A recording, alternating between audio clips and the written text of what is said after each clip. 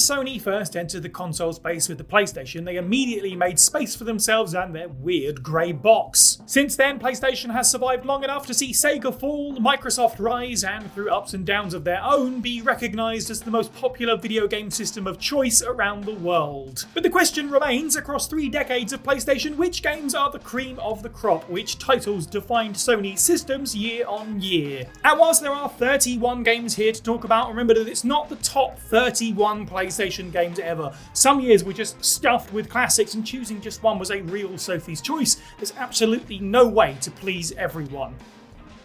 Sorry, Crash fans.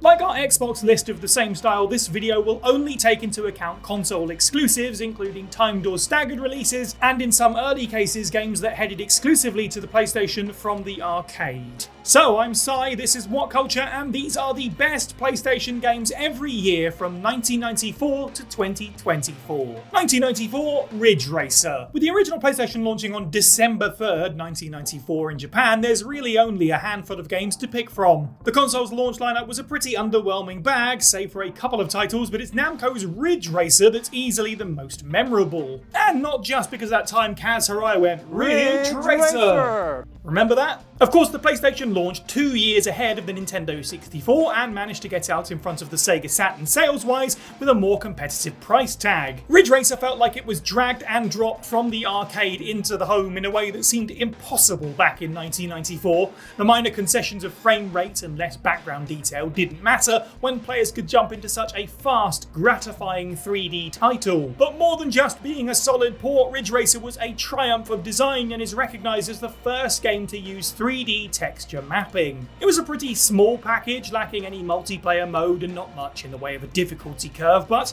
as a statement of intent, Ridge Racer was a worthy addition to Sony's launch lineup. It was a declaration that the PlayStation was laying down the road to the future and then drifting along it in style. 1995, Tekken. Whilst Tekken isn't the first 3D fighter, it's easily the game of its era that made the biggest waves. Most importantly, Namco got the concept into living rooms whilst it was fresh. Yes, Virtua Fighter was the first widespread 3D fighter in arcades, but its Sega Saturn port was overshadowed by Tekken's arrival on the PlayStation 6 months later. Namco and Sony's partnership had done the same for fighting that it had previously done for racing. Tekken didn't merely blow the fighting genre outwards into a new dimension, it built itself around the new opportunities that this afforded. The concept of the game was intuitive and inventive, mapping a limb to each of the 4 face buttons. There were no special moves, instead players had to largely rely on their ability to weave attacks together. Tekken also used the jump to 3D gaming to move storytelling in fighting games forward, with each character having their own arcade mode ending cinematic. By today's standards, they're frankly hilarious. My favourites are this guy having a bad acid trip while Yoshimitsu throws money at him, and King being the teacher of a school that crosses the boundary between the video game world and this one. In general, as with many early 3D games, it looks quaint now, but at the time it was jaw-dropping to have access to a game that looked and moved like this at home. Tekken was the first PlayStation game to sell 1 million units, and it was surely a contributing factor for many people to buy the system in the first place. 1996, Resident Evil. It's very illuminating to stack up some of the best of what the PlayStation had to offer and look at where it is today. Not only did the system kick off franchises that are still huge, it also popularised entire genres. Horror games hadn't really been achievable until the 90s, and Resident Evil was the one that blew the doors off of that particularly spooky mansion. For all of its cheesy dialogue and that utterly bonkers live-action opening, it was a testament to the tight building blocks of Resident Evil that it remained scary. The game fully utilised its fixed cameras to put danger around the corner, and a limited inventory meant that players must think and flee rather than loot and shoot. More than just horror, what the original Resident Evil still does better than most games of its series or genre is the puzzle box nature of everything. The almost Metroidvania-like exploration of the Spencer Mansion, matching each key to its retrospective mystery, was totally engaging and helped to grow the player's familiarity with the location and the awkward controls, which the game would then turn on its head by forcing them either out into new areas or to deal with new, far more threatening enemies. Whilst a worthy franchise span off from it, the original Resident Evil is still a complete experience that is rewarding to play, even if in 2024 you wonder how we ever found it scary. Except the bit where the dogs smash through the windows, that bit's always terrifying. 1997, Final Fantasy VII. Even over 25 years on, many people consider Final Fantasy a PlayStation franchise. Ironically, when it comes to mainline exclusivity, it really only lasted for 9 years. The reason this is worth pointing out is simply to illustrate how big the franchise became off the back of the golden era that began with 1997's Final Fantasy VII. Sony and Square's partnership was monumental for both parties, setting up the studio to create one of the most expensive games to that point. As a result, FF7 managed to not just feel huge, spanning across 3 discs, but also maintained an extremely high bar of quality for the time, as it flowed seamlessly from chibified overworld to high-quality battle models to nearly 45 minutes of full-motion video. The game's use of pre-rendered backgrounds brought to life the incredible art direction and world, allowing players to bathe in an often imitated, never bettered post-industrial cyberpunk setting, paired with one of Nobuo Uematsu's most daring soundtracks. The game was applauded for its character work and story, which dealt in some truly timeless themes like conservationism, death and rebirth, guilt and identity, and purpose. The gameplay was no slouch either, with the ingeniously simple materia system allowing players full customization of their party. Whilst Final Fantasy and RPGs had existed in the West long before, word of mouth made FF7 the entry point for so many and set a standard that Square and the rest of the industry, for better or worse, is still compared to this day. 1998, Metal Gear Solid. 1998 has long since been regarded as one of the best years in industry history. That said, even amongst other games from even those 12 months, Metal Gear Solid needs to take the gold for so many reasons. Kojima and Metal Gear Solid by extension had a vision and grabbed the potential of video games by the scruff of the neck and dragged them into a new age. Whilst games were now more able to reflect the influences they were taking from film, Metal Gear Solid was the first title to take things to truly cinematic levels. The soundtrack, fully voiced script, and deliberate focus on longer cutscenes crafted a story unlike anything else in the medium. As such, the game quickly became a cornerstone of the PlayStation's identity. Considering its competition wasn't fulfilling the same level of realism and writing, PlayStation was an attractive space for adult gamers who wanted experiences that were aimed at them. More than this, the game's freedom of choice in how players approached the tactical espionage action created water cooler moments where players could share how they overcame each individual challenge. The lasting impact of Metal Gear Solid is obviously huge, popularizing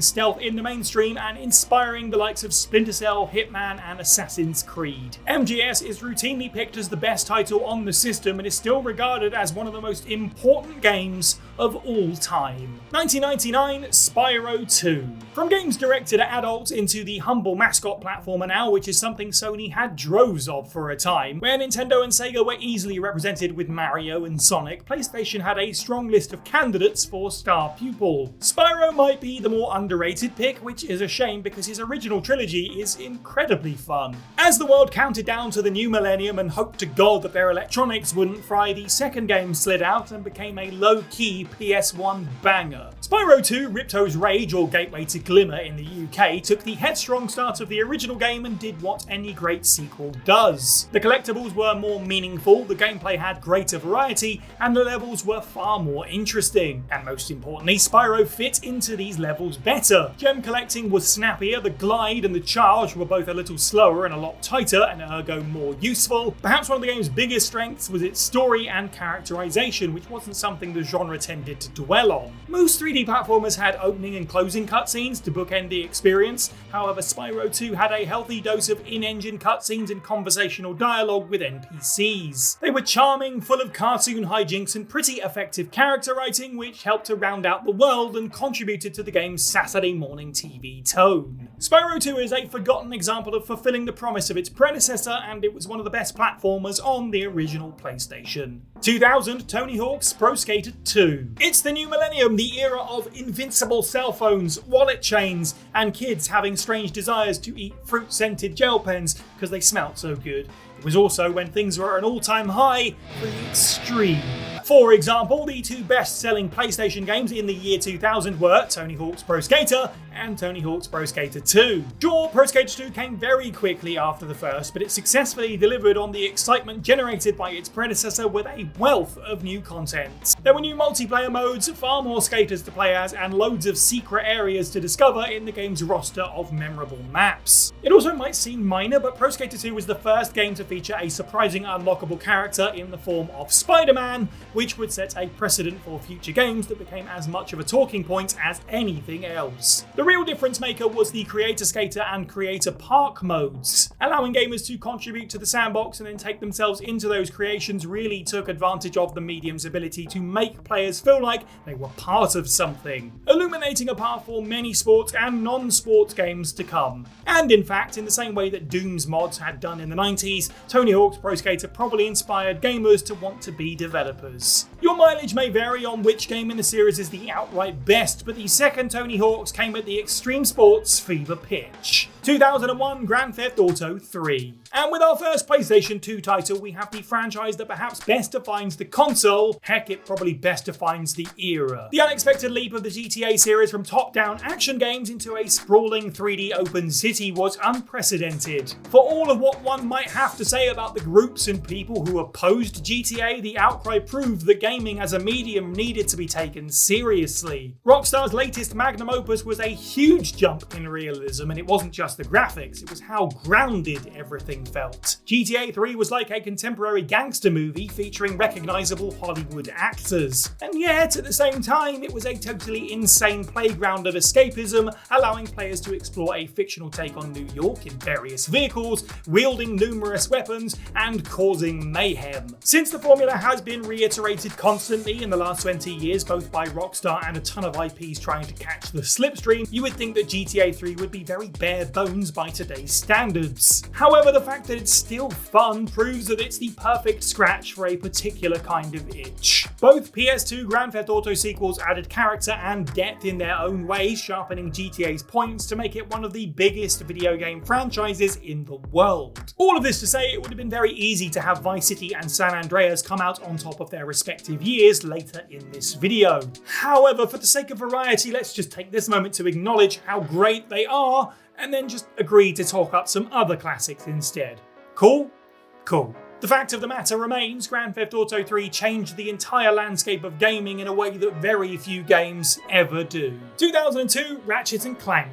With Insomniac Games' time with Spyro coming to an end, their next project had a chance to freshen up the 3D platformer space and capitalise on the zeitgeist of the early 20th century. Tastes were changing, their target audience had grown up, and it was time for a new hero and his tin can friend. Enter Ratchet and Clank, an argumentative duo forced to travel a sci-fi world together with a bonkers arsenal of weapons and gadgets. Where 3D platformers of the previous generation had been jumps and spins and not a lot else, Ratchet and Clank smashed the genre into the third-person shooter, offering a selection of brilliant and sometimes bizarre weaponry. It encouraged players to experiment. There were no wrong choices, just whatever felt the most right. Amidst the pure chaos of the Rhino missile launcher and the Glove of Doom, players were treated to pure eye candy with the game's bustling world. Kerwin's futuristic metropolis, complete with flying traffic, was a real next-generation moment, made all the sweeter by how fun it was to navigate with Insomniac's unsurprisingly tight control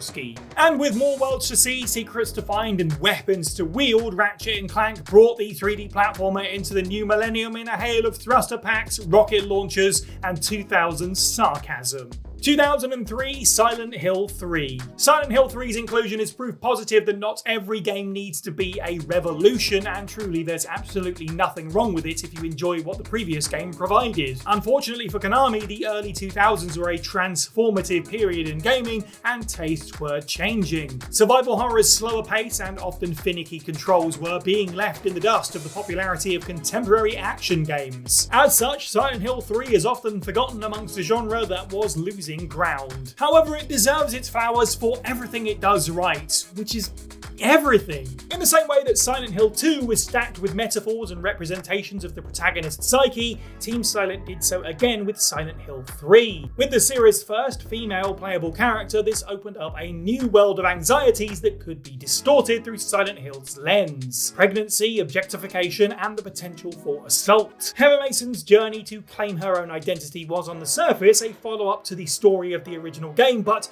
bubbling underneath touch on themes few video games ever had before. Where many games would interchangeably swap protagonists from male to female, Team Silent pulls focus on the very real fears of their teenage girl hero. This was all delivered via top-of-the-line presentation with the scariest locations in the series and some of the most beautifully melancholic music and horrifying ambience. 2004 Metal Gear Solid 3 Snake Eater. Trust Hideo Kojima and his team to push the industry forward. Metal Gear Solid 2 set a benchmark that few games across the PS2's lifespan ever got close to touching, but one title that did manage to gracefully soar over that bar was, of course, the next mainline entry in the series. Whilst the industry was still playing catch-up with the last game, MGS3 upped the ante again. Metal Gear Solid 3 Snake Eater is one of the best-looking games to grace the PlayStation 2, and it's down to the team's attention to detail. Crawling through the undergrowth, clothes flapping in the wind, the numerous subtleties of the lighting system, MGS3 is consistently stunning. It also contained some of the best character models of the generation, obviously helping its grand storytelling and immersion. Snake Eater worked brilliantly as a standalone tale, but as a prequel added immeasurable depth to the overall canon.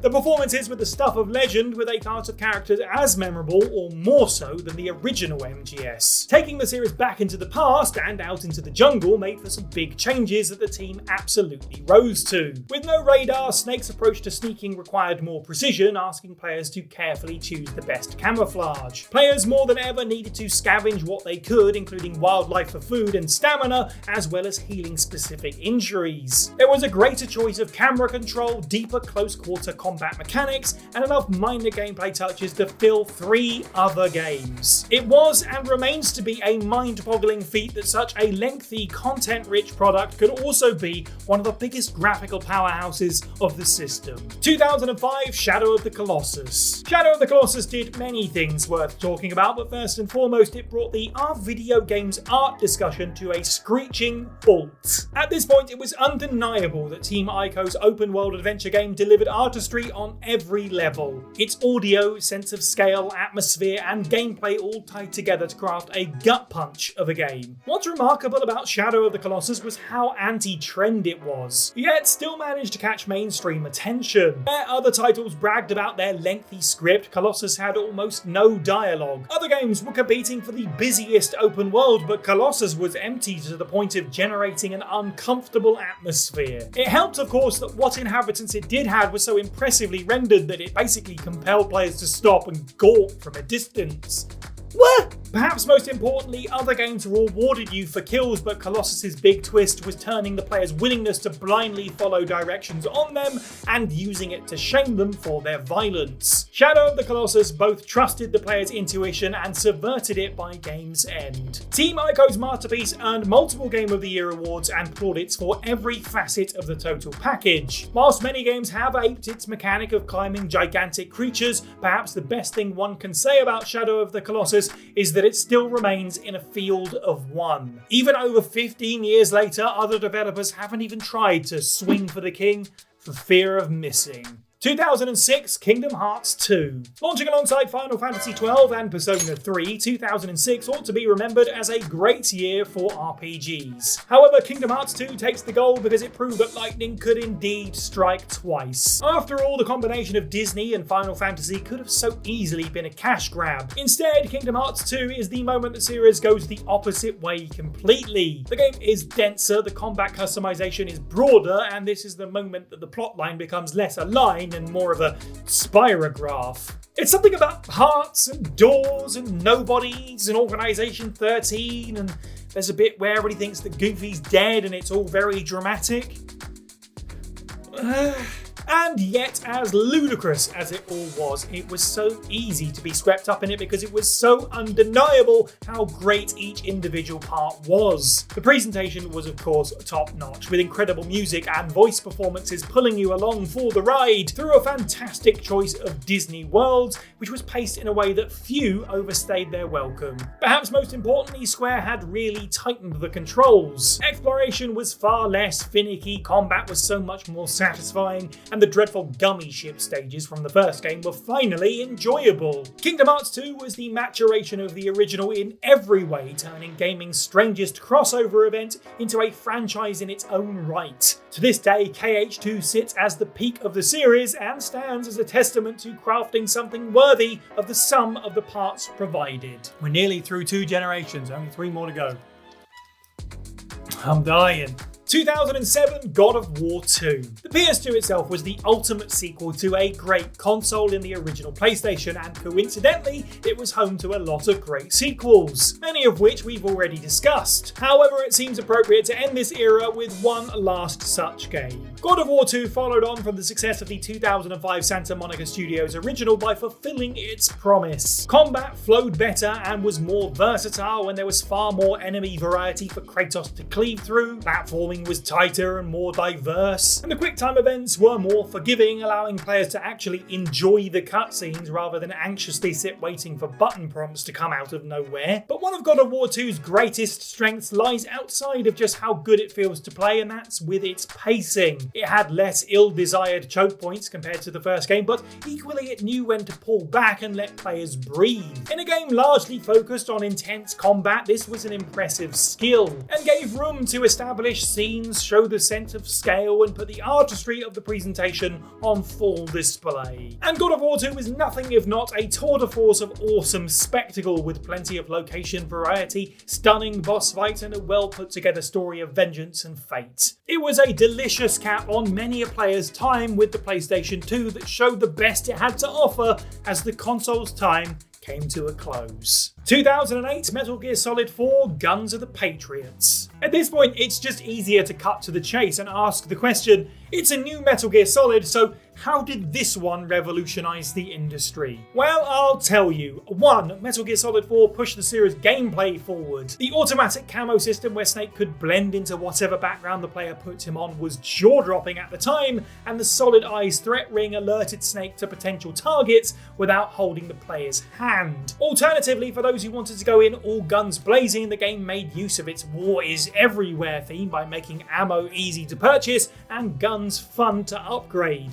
2. MGS4 pushed the franchise's story into new territory, aging up Snake and having him reunite with most everyone in the cast in a bid to wrap up 10 years of history and what still feels like the send-off to the franchise even after the release of MGS5. It's easy to forgive the character arc of IBS sufferer Johnny and his exposed buttocks when that ending is so powerful. 3. MGS4 pushed the PS3 to its limits. The visual fidelity still looks solid today, which meant that in 2008 it was at the top of its class. This is good news since MGS4 was famously as cinematic as Kojima had gotten to this point, with most of the game being cutscenes rather than gameplay. It seems appropriate that the first PS3 title to grace this list is Metal Gear Solid 4. For one thing, it remained one of the most attractive console exclusives for the generation, and additionally, it's a game that, at the time of speaking at least, is still locked to this specific system. Ergo, very few games define the PS3 era like MGS4. 2009, Uncharted 2 Among Thieves. If MGS4 is one of the games that defines the PS3, then Uncharted is no doubt the series. Naughty Dog's new leading man Nathan Drake became something of a mascot for the system. All 3 of the PS3 installments were critically lauded, but Uncharted 2 had that extra spark of magic, a transitional moment where you could feel the studio finding the franchise's identity. 2 of the 3 main elements of Uncharted's action movie gameplay, shooting galleries and exploration,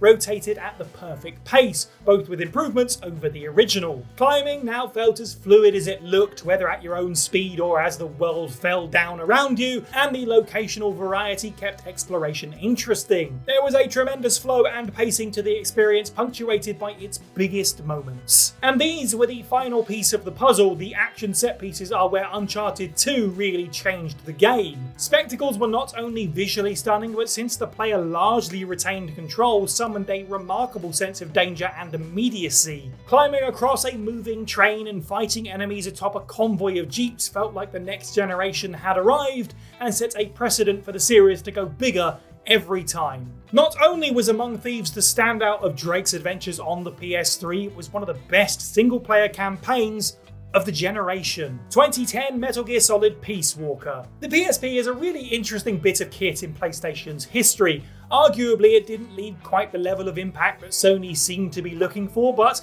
it had several amazing games make their home on it. The best of the bunch was Metal Gear Solid Peace Walker, which, you guessed it, pushed the console to its absolute limits. It's almost like if Kojima can be trusted with anything, it's pushing boundaries and letting you play as shirtless men. Peace Walker made use of what set the hardware apart from its home console counterparts. For example, the PSP couldn't do the grand cinematics the series was typically known for, so instead the game brilliantly told a lot of its story via gorgeous comic book style cutscenes in the style of famed MGS art director Yoji Shinkawa. Peace Walker's campaign acted as an integral between MGS3 and all other games in the series, with a deep story worthy of the Metal Gear moniker divided into manageable, portable chunks. Whilst these chunks only added up to a story that lasted a few hours, the real meat of the game was in its base building mode. This set the stage for MGS5's central mechanics and, lest we forget, allowed Hideo Kojima himself to sneak his way into Metal Gear canon. And even with these modes aside, there was also a wealth of multiplayer content. Peace Walker might be the best example of a PlayStation IP transitioning onto the handheld,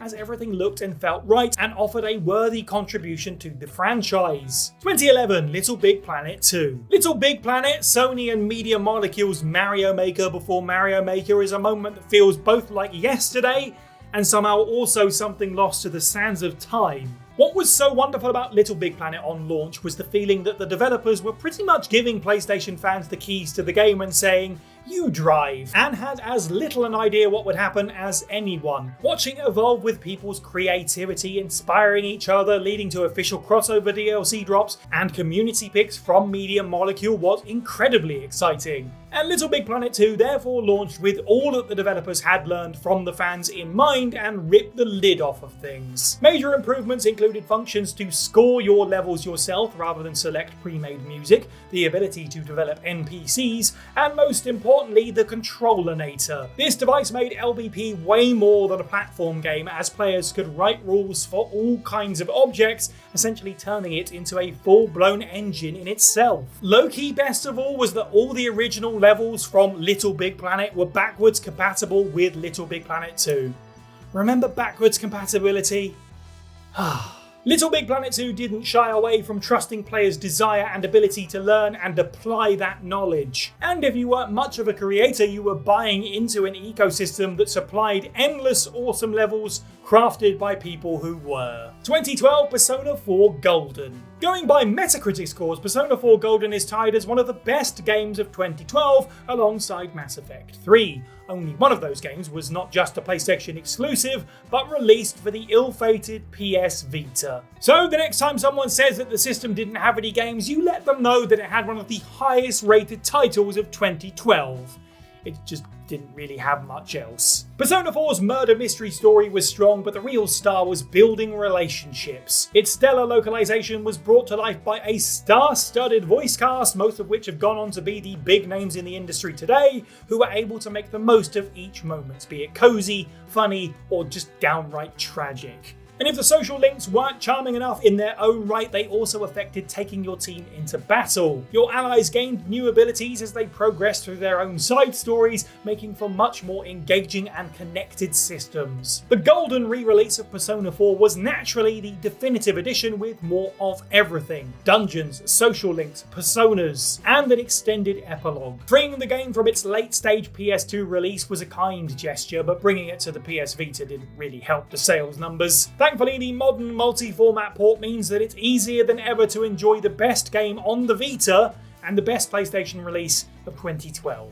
2013, The Last of Us. When you think of 2013 in the games industry, there are inevitably two things that come to mind: Grand Theft Auto 5 and the year of Luigi. No, wait, that's not right. One of the many things that made The Last of Us great was that it held no quarter. There was no flair for the sake of entertainment, nor compromise in the tale to make sure players walked away feeling triumphant. The horror of the post-apocalypse was at the helm, with the worst of it laid bare as Joel and Ellie made their long journey to the story's bitter end. But it wasn't brutality for brutality's sake either, physically or emotionally speaking. There was a sense of purpose behind every development that deepened the world and affected the characters and their relationship, making it so easy to be immersed. Unlike most games up to this point, there was a less clear delineation between gameplay and story. The Last of Us moved seamlessly from one to the other and often overlapped. Where the narrative is clearly the strong point of The Last of Us, the gameplay was still solid, making nods to survival horror with its limited combat solutions and on-the-fly item crafting. It forced players to assess situations, apply stealth, and often consider escape as a victory rather than standing on top of a pile of bodies. The Last of Us didn't need to add crazy new mechanics, it simply changed the industry by treating the moment to moment as the overall vision, becoming perhaps the most important PlayStation first-party title of all time. 2014 PT.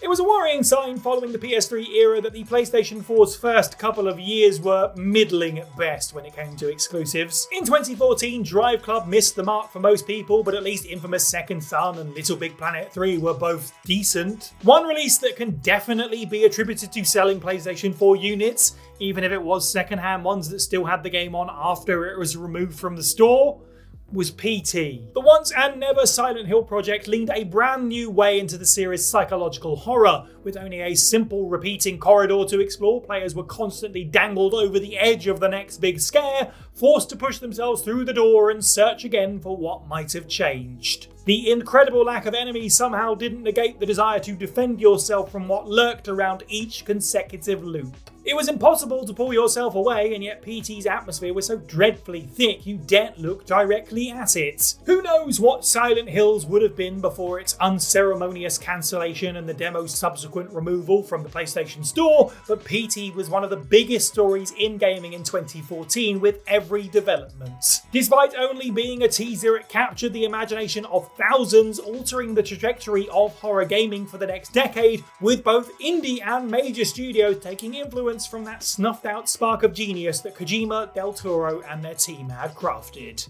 You simply can't say the same for infamous Second Son. Okay, we're in the end zone now. 2015, we're in the top 10. 2015, Bloodborne. Since the explosion of the original Dark Souls, everybody has wanted a Souls-like for themselves. You get a Souls-like, and you get a Souls-like, and you get a Souls-like, and you get a Souls-like. PlayStation, bully for them, might have got perhaps the most beloved title from both the genre and its monarch From Software themselves in 2015, with Bloodborne. Swapping the more defensive play of Dark Souls for something more offensive made Bloodborne feel familiar yet totally different. Weapons now had multiple forms and functions, players were rewarded for counter-attacking with health boosts, and the formula therefore shifted to being a game less about timing your escape and more about keeping on the pressure. Intricate design permeated Bloodborne from its graphics down to its world building and the item descriptions. More than any other FromSoft game to this point, Bloodborne filled players with the desire to experience and know everything. Wield every weapon, slay every beast, find every secret, and try to unravel its vague but not obtuse story. What made this remarkable was that Yharnam and its twisted inhabitants should have screamed at players to stay away. The bleak story, the grotesque monsters, and the oppressive gothic world,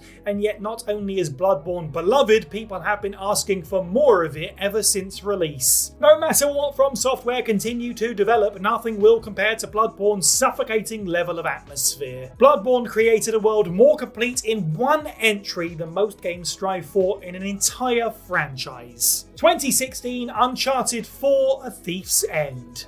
Uncharted 4 goes to prove that sometimes if something isn't broken, you don't need to attempt to fix it. Just make it bigger, deeper, and add a driving section to it. Whilst Uncharted 3 was a great game, retrospectively it wasn't the ending that Nathan Drake and company deserved. With The Last of Us now in Naughty Dog's rear view, they could stand to write a conclusion with the right amount of emotional pathos. As such, A Thief's End somehow brought a trilogy without a truly bad game to a whole new level previously unthought of. As with every installment in the series, the improvements were incremental across the board. Moving from the PS3 to the PS4 of course meant more realistic animation, gorgeous graphics, and mocap that helped to carry the deeper story. The set pieces were bigger and more ridiculous than ever, but equally the slower moments took advantage of the system by adding quasi-open levels where players have more opportunity to explore for secrets or find a route to the objective or around danger. It's really important that Uncharted didn't arbitrarily just go open world, but these moments of freedom were some of the most memorable in the game. Every review or recap or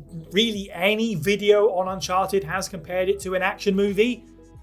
Pretty sure I did it earlier, Uncharted's action movie gameplay, but A Thief's End was so much of a worthy cinematic jump that it made the previous games look like the tie-in TV series. There are few video game finales as good as Uncharted 4. 2017 Horizon Zero Dawn. Sony's desire to lean into narrative-heavy single-player games really helped the PlayStation 4 find its feet after a rocky previous generation. There were plenty of great examples, but sitting in the middle was perhaps the most special, Horizon Zero Dawn. A brand new IP is always a gamble, but Guerrilla Games were onto a winner from the word go with Horizon, which became the biggest new IP of the PS4 generation. Zero Dawn remains one of the generation's best lookers. The roving mountainsides of Colorado were interrupted by juts of metal and inhabited by dangerous animal-shaped machines. Both settlements across the land and bunkers underground told different stories of how this post-apocalyptic world came to be, combining open-world discovery and a linear authored plot that constantly answered questions in a way that posed more, prompting players to explore further and deeper. And across this lush world, the player clashed with a buffet of bots, utilising various strategies to get the jump on them, trick them into facing each other, or simply fighting them head-on yourself. Combat was immensely satisfying, tearing parts off your opponents and exploiting weaknesses in often nail-biting exchanges. The odd flaws were far overshadowed by the innumerable reasons to fall in love with Zero Dawn, and it's really no surprise that Horizon won several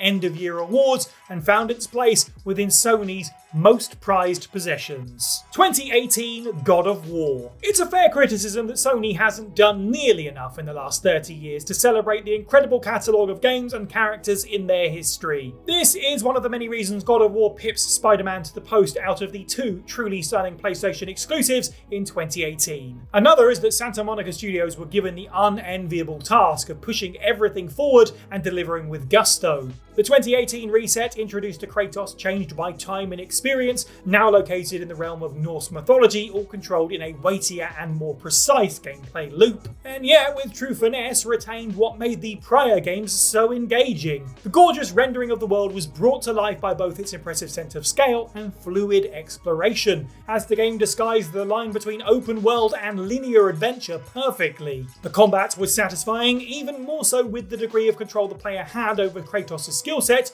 without falling too far into complexity. Whilst God of War's reveal is the stuff of legend now, what's most important is the landing, and the 2018 title brought the franchise to new heights both critically and commercially. A video that should never be forgotten is director Cory Barlog's teary reaction to the immediate love the game got on release, calling himself so effing proud. As he should be, God of War 2018 is subjectively a masterpiece that defined the PlayStation 4. 2019 Persona 5 Royal.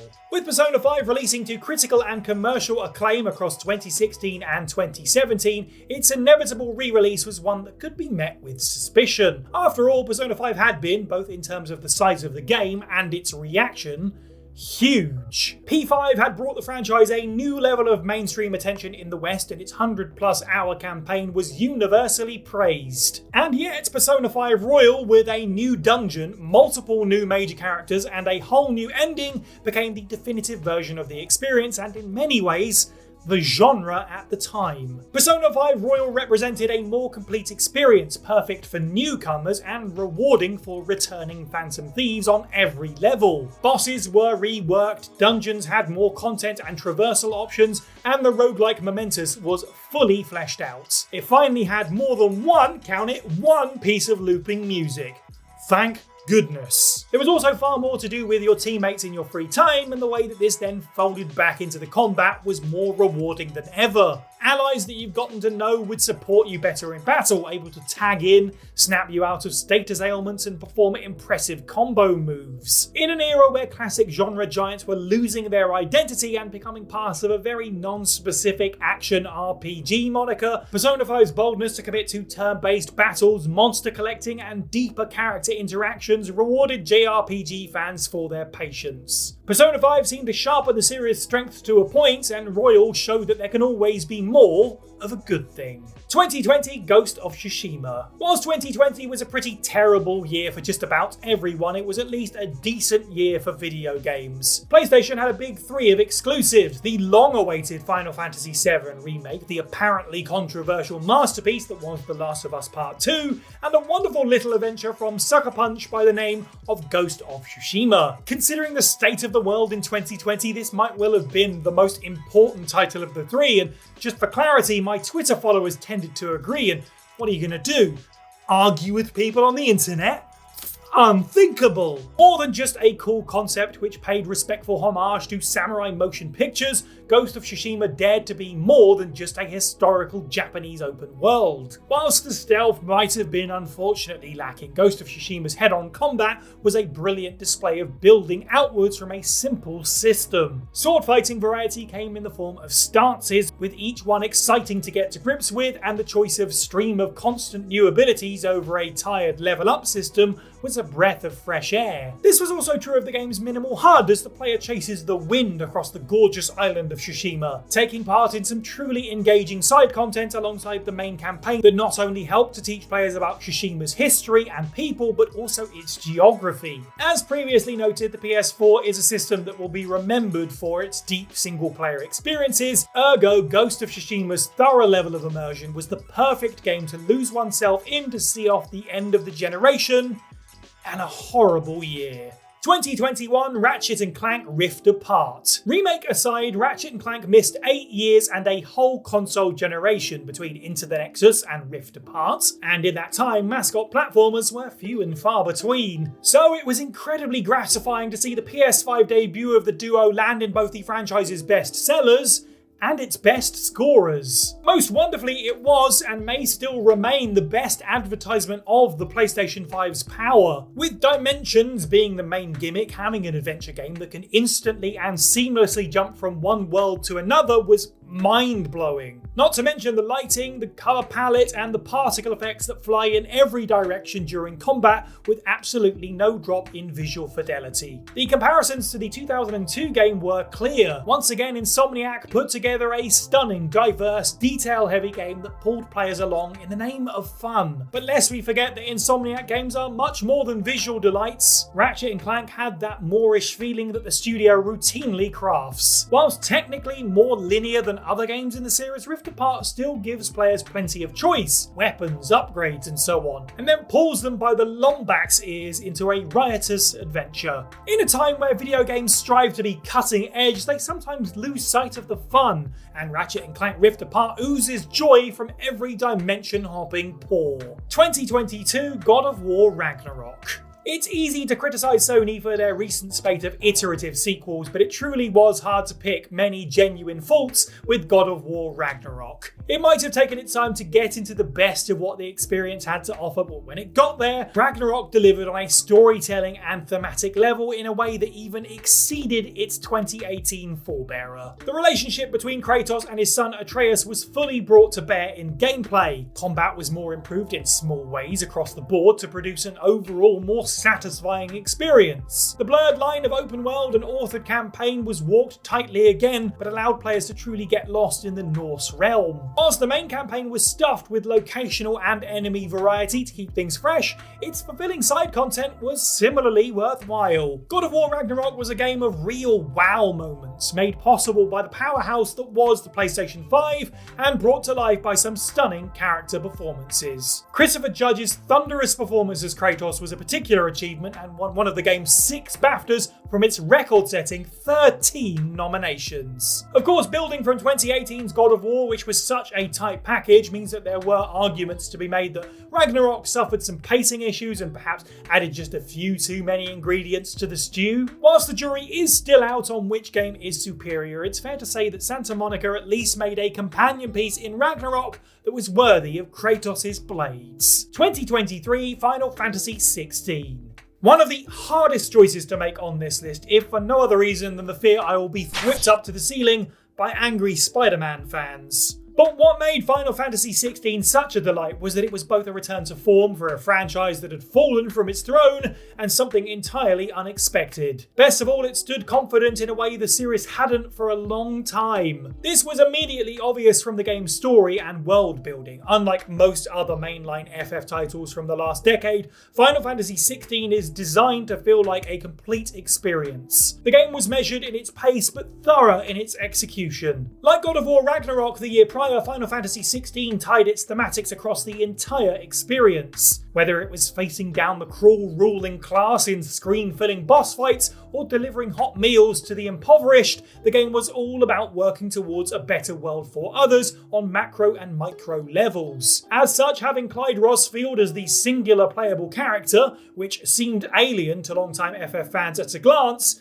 totally made sense. Final Fantasy XVI's combat was no slouch, heavy, immediate and satisfying. What started as simple hacking and slashing grew to include a tool set of abilities and skills that could be swapped out on the fly to craft some truly incredible battle scenes. That said, it wouldn't be Final Fantasy without a certain degree of production, and the first talking point upon FF16's release was that the set pieces here were some of the best in the series. The icon battles were spectacle like nothing gaming had done before, or since, and a hugely rewarding high point when it came to story pathos. Sure, it might not have been what every Final Fantasy fan wanted, but with a series running so dehydrated for so long, Final Fantasy XVI was an oasis. And finally, 2024, Helldivers 2. Even if it doesn't land amongst the best of the year, at the very least, Helldivers 2 can claim a prize at being the most pleasant surprise of 2024. While the industry deals with numerous problems in the AAA space like development cost and return, Helldivers 2 is able to spring forth from the earth with a mischievous grin on its face, somehow becoming the fastest selling PlayStation game ever. It's the power of word of mouth at play. Gamers flocked to a reasonably priced multiplayer shooter to enjoy with friends without the predatory microtransactions that have hobbled so many major franchises. Weapons feel weighty, objectives are numerous, and many worlds in need of liberation change the game feel with weather effects. Best of all, Arrowhead Studios have been very consistent with updates adding new content to the game. At its core, Helldivers is about emergent gameplay moments where players across the globe are working together for a common goal and accidentally crushing each other with weapons drops sometimes. The game has, and therefore fosters, a great sense of humour, and more to the point, there's no cynicism in Helldivers that often comes with the demands